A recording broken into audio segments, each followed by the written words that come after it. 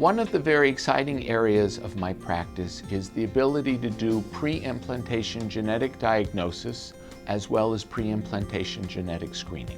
There is a subset of our population that unfortunately carry single gene disorders, things like cystic fibrosis, tay-sachs, sickle cell anemia.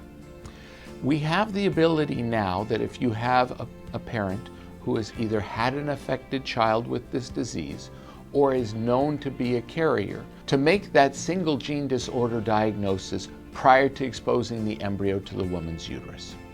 Let's take cystic fibrosis for an example. Cystic fibrosis is a disease disorder that affects the pancreas and causes horrible lung infections and a prolonged, difficult life for the individual that has cystic fibrosis.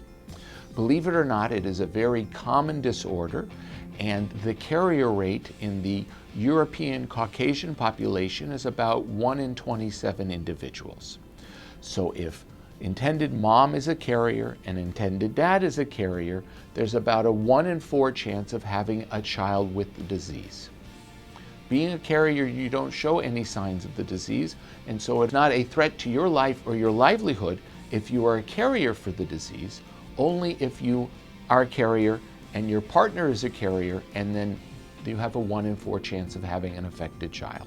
Prior to going forward, we would review all the risks involved in IVF and getting pregnant with a child that is potentially has the disease cystic fibrosis or any other single gene disorder. We would do single gene disorder blood testing, and we would set up specialty probes in the laboratory so that are unique just to you as a couple. Then what we would do is we would do an IVF cycle and create embryos. In an IVF cycle, we use injectable meds to stimulate the woman. We use vaginal probe ultrasound as well as blood hormonal levels to watch the follicles grow and develop. Follicles are fluid-filled structures that we see on the ovary, and every woman responds differently to our medications. Most women, as I mentioned, are on these injections for about 10 to 12 days. During that time, they have several visits with us for vaginal ultrasound as well as blood hormonal levels as we watch the follicles grow and develop. When the lead follicle reaches about 18 to 20 millimeters in diameter, I give another medication called human chorionic gonadotropin, or HCG, which allows for the eggs to be freely floating in the follicles. This injection is given approximately 35.5 hours prior to the egg retrieval. And then in a simple procedure under anesthesia, under ultrasound guidance, I stick a needle through the vagina into the ovary, and we use a suction irrigation system to get the eggs out. I've done over 5,000 of these procedures in my career. Shortly after the egg retrieval, within the same hour, we know the number of eggs and the overall quality of the eggs. That same day, we surgically inject a single sperm into each egg. So let's say, for example, the egg retrieval happens on a Monday, and the patient did very well and she gave us 15 eggs. Tuesday, we would know how many embryos we have. For example, let's say we have 12 embryos, because even from a good quality egg, not every egg will fertilize. We'll continue to watch the embryos grow and develop, and we like to grow to the 5th day. In our example, the 5th day would be Saturday, and that's when the embryos reach a stage called blastocyst. Not every fertilized embryo will be healthy enough to continue to grow and develop to the blastocyst stage. So now we're on Saturday, and of the 12 embryos, let's say, for example, that we have 8 that have made it to the blastocyst stage. It's at that stage that under the microscope, we use a very small laser, and we surgically remove a cell or two from each embryo when they've already reached the stage of 120 to 130 cellular divisions. The embryo that day is frozen, and that day those tissues are sent out for genetic evaluation. Now, in pre-implantation genetic diagnosis, where we're trying to diagnose something like cystic fibrosis, we will have results in about 2 to 3 weeks of if that particular embryo is a carrier for cystic fibrosis, is disease-free from cystic fibrosis, or is an affected cystic fibrosis embryo. With this data, we can go back to talk to the intended couple and discuss what are the health of the embryos and whether or not you should transfer embryos that are carriers, or obviously healthy embryos we have no problem transferring. So that's for single gene disorders. Now, we use the same exact technology to do a procedure called pre-implantation genetic screening. In PGS, or pre-implantation genetic screening, we create embryos as I previously described, and at the time of biopsy, so again in our example on Saturday, we surgically remove a cell or two from each embryo, and that embryo is hand-delivered to a laboratory that we work with, and the next day we have results on the chromosomal makeup of each embryo.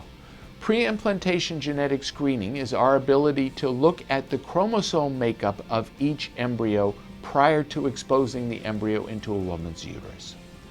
We use this technology to help narrow down what are the best quality embryos to place to aid in a patient's ability to get pregnant, number one. Number two, we frequently see patients from all over the world that are interested in a certain sex of a child. Pre-implantation genetic screening enables us to know what is the sex of the embryo before we expose it to a woman's uterus. So let's say you have a family of 3 daughters and you were interested in having a son. We could do in vitro fertilization with genetic screening for the sex of the embryo as well as chromosomal abnormalities of the embryo, and then select a single male embryo to place into the uterus rather than not knowing what the sex of the embryo is prior to exposing it to the woman's uterus. Pre-implantation genetic diagnosis is also very helpful in patients that have had multiple cycles of IVF failure, where subjectively embryos under the microscope may look good, but if you don't know if they're chromosomally normal or not, they will have a much lower chance of implanting and a much higher chance of having a miscarriage without understanding and knowing the genetic makeup of the embryo. In my practice, we've been doing pre-implantation genetic screening for the past 16 years. The technology has evolved to the point where we see very little risk or harm to the embryo itself in doing the biopsy.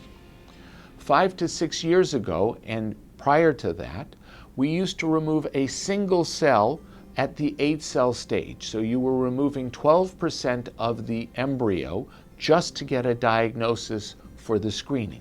Whereas now we're only removing 1 or 2 cells at the 120 to 130 cell stage. So this newer technology does not cause harm to the embryo itself. In addition, because we do so much PGS here, we are set up to get results the next day, day 6 of embryo growth and development, so we can actually do a fresh transfer after pre-implantation genetic screening is done. So this also, number one, helps you narrow down what are the best quality embryos to place. Placing fewer embryos has less of a risk of high order multiples like triplets, quads, and things like that. Another benefit of doing PGS is we have the ability to know what the chromosomal makeup of the embryo is prior to exposing it to the woman's uterus. The biopsy is done on the 5th day with results on the 6th day.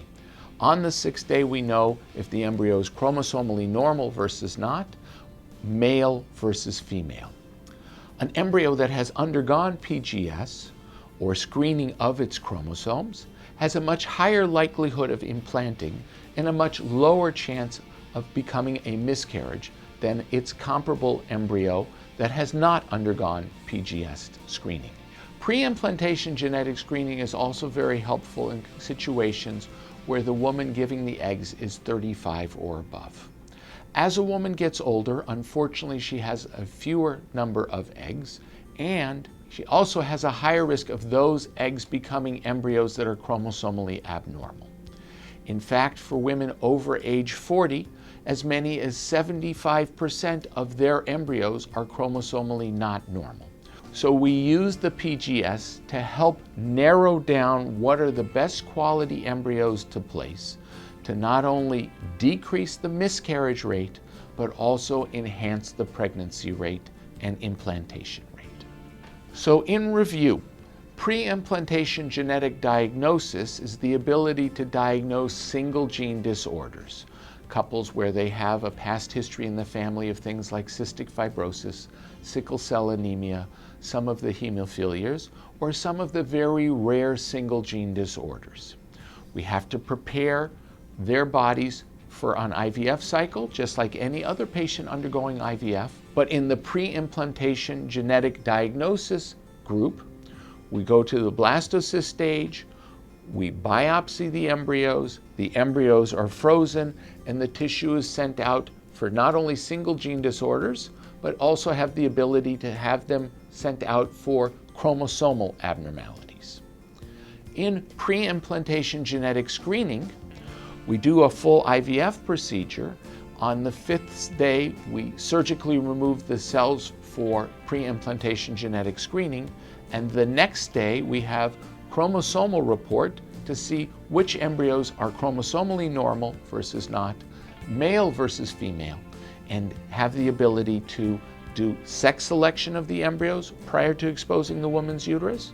We also have the ability to remove embryos that are chromosomally abnormal to enhance the woman's chance for pregnancy and lower the chance of miscarriage. Thank you very much.